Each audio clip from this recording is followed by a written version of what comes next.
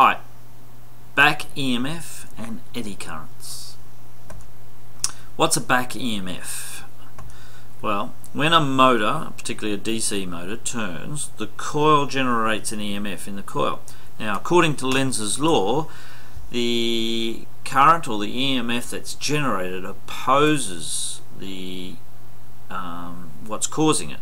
So if you're generating an EMF, the magnetic field due to that induction opposes the motion. Therefore you have to do work.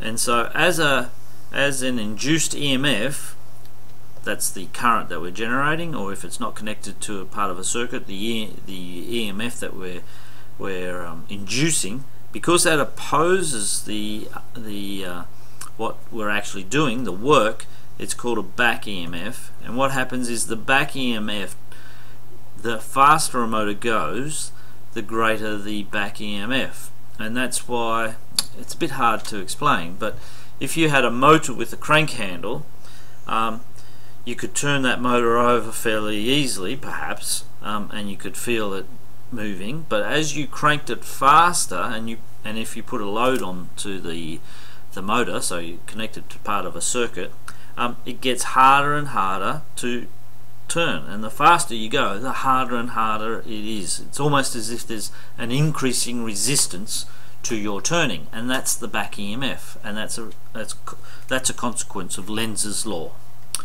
Alright, and we'll try and demonstrate that in class. Eddy currents is something else that we need, that's a consequence of generating currents or electromagnetic induction, and that's where within solenoids we often put soft metal cores, and that's so that we focus the magnetic field. And then things called transformers, and transformers are something that step up and step down voltage. Your little power pack that you plug in to recharge your netbook is a little transformer, but there's also big transformers on power poles and things, and they step up and step down the voltage.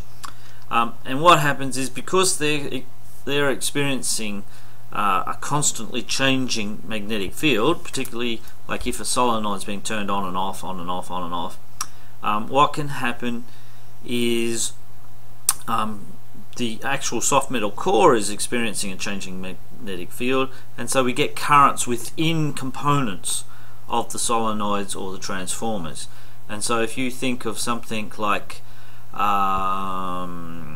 I'm just trying to think of something like within some of the motors that we've been looking at, the DC and AC motors, some of the magnetism, the magnetic field, is sometimes created by an electromagnet, and that electromagnet will have a soft metal core to focus the magnetic field so that the motor works better.